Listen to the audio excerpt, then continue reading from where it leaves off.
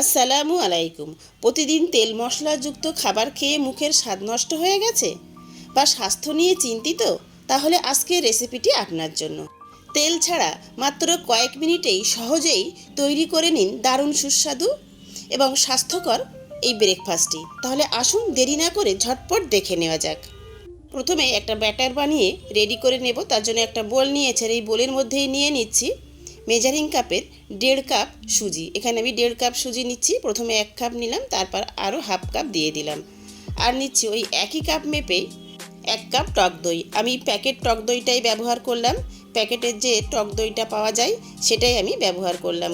প্রথমেই টক দই দেওয়ার পর সুজির সঙ্গে স্পুনের সাহায্যে ভালোভাবে মিশিয়ে নিচ্ছি। তারপর ওই দইয়ের পাত্রেই বা দই নিয়েছিলাম যে কাপেই, সেই কাপেই আমি 1 কাপ জল নিয়েছি। নিয়ে অল্প অল্প করে জল দিয়ে সুন্দরভাবে ব্যাটারটা রেডি করে নেব। হুট করে খুব বেশি জল দিয়ে দেবেন না, তাহলে ব্যাটারটা পাতলা হয়ে যেতে পারে।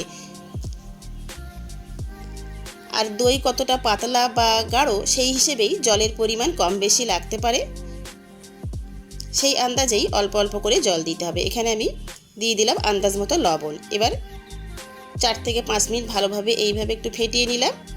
এবার ঢাকা দিয়ে সুজিটাকে ভিজতে দেব প্রায় 30 মিনিটের জন্য। ততক্ষণে একটা পুর বানিয়ে রেডি করে নেব। চলুন, গ্যাসের ফ্লেম জ্বালিয়ে দিয়েছি, একটা ফ্রাইং প্যান বসিয়ে দিয়েছি। ফ্রাইং প্যান গরম হলে দিয়ে দিচ্ছি আন্দাজ মতো সরিষার তেল। তবে সরিষার তেলের পরিবর্তে সাদা তেলও ব্যবহার করতে পারেন। তেলের পরিমাণ নিজেদের আন্দাজ মতো দিয়ে দেবেন। দিয়েছি ফোড়নে হাফ টিস্পুন কালো সর্ষে, হাফ টিস্পুন গোটা জিরে, আর দিচ্ছি 4 থেকে 5টা কারি পাতা একটু ছোট ছোট করে কুচিয়ে নিয়েছি, এটা দিয়ে দিচ্ছি। তবে ফোড়ন নিজেদের পছন্দ মতো যে কোনো ফোড়ন দিতে পারেন। আর দিচ্ছি স্বাদ মতো কয়েকটা কাঁচা লঙ্কা কুচি, তবে নিজেদের স্বাদ মতো লঙ্কার পরিমাণ বাড়িয়ে কমিয়ে দিয়ে দেবেন। আর দিচ্ছি এখানে 1.5 টেবিল চামচ গ্রেট করে নেওয়া আদা আর 1 টেবিল চামচ গ্রেট করে নেওয়া রসুন। এই পর্যায়ে গ্যাসের ফ্লেম অবশ্যই একদম লো করে রাখবেন। কয়েক সেকেন্ড ফোড়নটাকে ভেজে নিচ্ছি। আদা রসুনের কাঁচা গন্ধটা চলে যাওয়া পর্যন্ত কয়েক সেকেন্ড ভেজে নিচ্ছি। তারপর দিয়ে দিচ্ছি এখানে বেশ কিছুটা পেঁয়াজ কুচি। এখানে আমি একটা বড় সাইজের পেঁয়াজ কুচি দিয়ে দিচ্ছি। পেঁয়াজের পরিমাণ নিজেদের আন্দাজ মতোই দিয়ে দেবেন। পেঁয়াজ একটু নরম হয়ে আসা পর্যন্ত ভেজে নেব। খুব বেশি লালচে করে পেঁয়াজ ভেজে নেওয়ার প্রয়োজন নেই। পেঁয়াজ এখানে নরম হয়ে এসছে, কয়েক মিনিট ভেজে নিয়েছি। এবার এখানে আমি দিয়ে দিচ্ছি আন্দাজ মতো লবণ, আর দেব স্বাদ মতো ঝাল লঙ্কার গুঁড়ো, আর হালকা কালারের জন্য 1/4 টিস্পুন হলুদ গুঁড়ো দিয়ে দিলাম। এখানে দিচ্ছি আমি হাফ টিস্পুনের একটু বেশি দিলাম ধনে গুঁড়ো, আর হাফ টিস্পুন দিচ্ছি জিরে গুঁড়ো। গুঁড়ো মশলাটাকে কয়েক সেকেন্ড ভেজে নিচ্ছি। খেয়াল রাখবেন এই পর্যায়ে মশলা যেন পুড়ে না যায়। চাইলে এখানে খুব সামান্য অল্প একটু জলও ব্যবহার করতে পারেন। এখানে নিয়েছি গাজর কুচি, আর দিয়ে দেব ক্যাপসিকাম কুচি। গাজর আর ক্যাপসিকাম আমি অর্ধেকটা করে নিয়ে কুচিয়ে নিয়েছি। নিজেদের পছন্দ মতো যে কোনো সবজি এখানে ব্যবহার করতে পারেন। কয়েক মিনিট সমস্ত মশলার সঙ্গে নেড়ে নিচ্ছি। সবজি খুব বেশি ভেজে নেবার প্রয়োজন নেই, হালকা নরম হয়ে আসা পর্যন্ত সবজি ভেজে নেব। আর আগেই আমি 2টো মিডিয়াম সাইজের আলু খুব ভালোভাবে সিদ্ধ করে নিয়ে ম্যাশ করে রেডি করে রেখেছিলাম। দেখুন, এবার সিদ্ধ ম্যাশ করে নেওয়া আলু সব দিয়ে দিচ্ছি।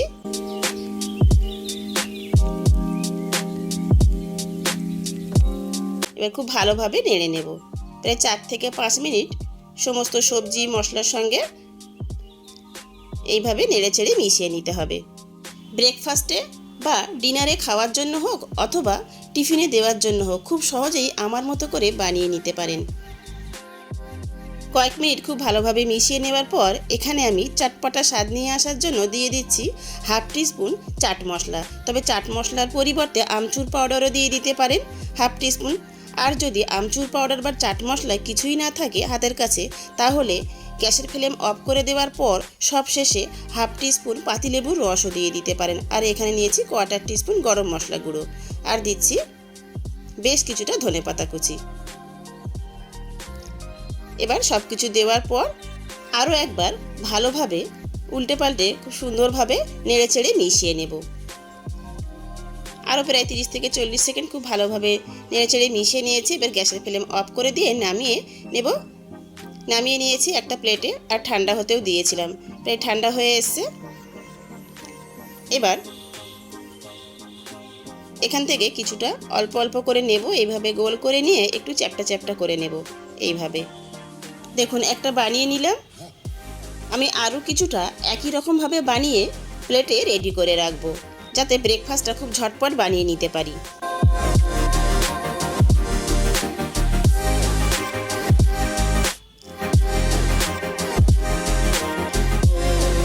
দেখুন কিছুটা বানিয়ে রেডি করে নিয়েছি।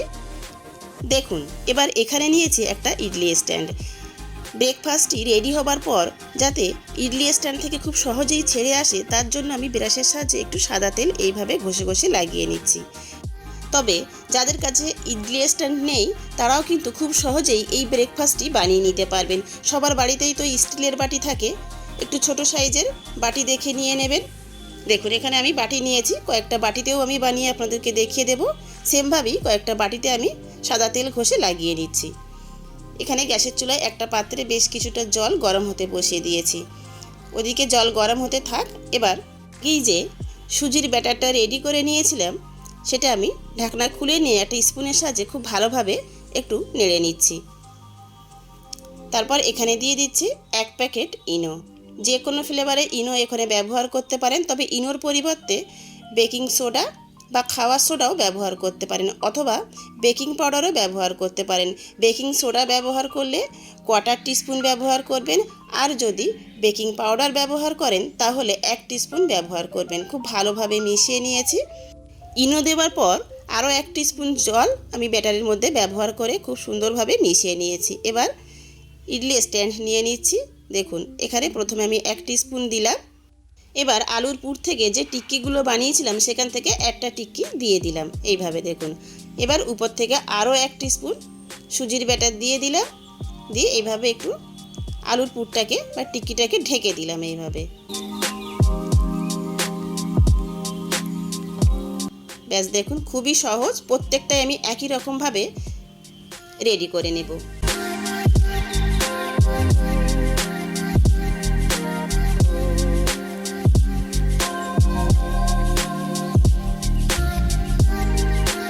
দেখুন প্রত্যেকটা স্ট্যান্ডে আমি ভরে রেডি করে নিয়েছি। আর দেখুন আমি দেখিয়ে দিচ্ছি, যেদিকে ছিদ্র আছে ওইদিকে কিন্তু যেদিকে ইডলির ব্যাটারটা ভরেছি বা ব্রেকফাস্টের ব্যাটারটা ভরেছি সেদিকেই দিতে হবে। যেহেতু নিচের স্ট্যান্ডে যে ইডলি বা ব্রেকফাস্টটা দিয়েছি সেটা যখন ফুলবে তখন কিন্তু ইডলি স্ট্যান্ডের নিচের দিকে আর লেগে যাবে না বা সেঁটে যাবে না। লাগিয়ে নিলাম। এদিকে জলও গরম হয়ে গেছে। এবার ইডলি স্ট্যান্ডটা খুব সাবধানেই বসিয়ে দেব। এবার ঢাকনা বন্ধ করে দিচ্ছি। আর ঢাকনায় যে ছিদ্রটা ছিল সেটাও কিন্তু একটা কাগজের সাহায্যে আটকে দিয়েছি। এবার মিডিয়াম লো ফ্লেমে 10 থেকে 12 মিনিট অপেক্ষা করব। আর এদিকেও বাটিতেও সেমভাবে ভরে নিচ্ছি। কিছুটা ব্যাটার দিলাম আর আবারও সেমভাবেই কিছুটা আলুর পুর দিয়ে আবারও কিছুটা ব্যাটার দিয়ে দিচ্ছি। তবে বাটির সাইজ হিসাবে ছোট বড় হতে পারে। নাস্তা বা ব্রেকফাস্টের সাইজ যাই হোক না কেন খেতে কিন্তু একই রকম হবে।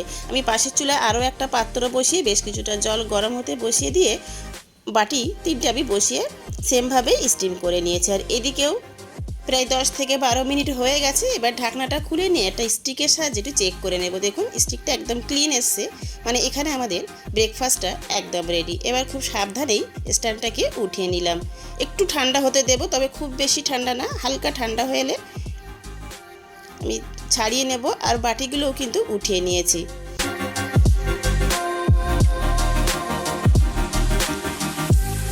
এবার একটা ছুরির সাহায্যে একটু এইভাবে ছাড়িয়ে নিয়ে উঠিয়ে নেব। এখানে একটা কথা বলে রাখি, খুব বেশি গরম অবস্থায় ছাড়াতে যাবেন না, তাহলে ভেঙে যেতে পারে। আর একদম ঠান্ডা করে নিয়ে ছাড়াতে যাবেন না, তাহলেও ভেঙে যেতে পারে। তাই হালকা গরম থাকতে থাকতেই এইভাবে ইডলি স্ট্যান্ড থেকে উঠিয়ে নেবেন। দেখুন কত সুন্দর হয়েছে, আমি একটু কাছ থেকে দেখিয়ে দিয়েছি। একদম ফুলে গেছে আর একদম স্পঞ্জিও হয়েছে, খেতেও দারুণ মজার। আমার মতো করে এইভাবে অন্তত একদিন হলেও বানিয়ে দেখুন, বাড়ির সকলেই খেয়ে প্রশংসা করবে। আর দেখুন বাটিরটাও ছাড়িয়ে নিয়েছি, দেখুন একটু সাইজে বড় হয়েছে কিন্তু খেতে একই রকম। আমি একটু ছুরির সাহায্যে কেটে দেখিয়ে দিচ্ছি। দেখুন কতটা নরম হয়েছে। ছুরি দিয়ে কাটতে না কাটতেই ভেঙে যাচ্ছে, এতটাই নরম স্পঞ্জি হয়েছে, খেতেও দারুণ মজার। এর সঙ্গে চাটনি সস আমার মনে হয় না কিছুই লাগবে, তবে বাচ্চারা জিদ করলে একটু সস বা কেচাপ দিতেই পারেন। আশা করছি একটু হলেও আজকের এই সহজ রেসিপিটি আপনাদের ভালো লেগেছে। ভিডিওটি শেষ পর্যন্ত দেখার জন্য সবাইকে অসংখ্য ধন্যবাদ।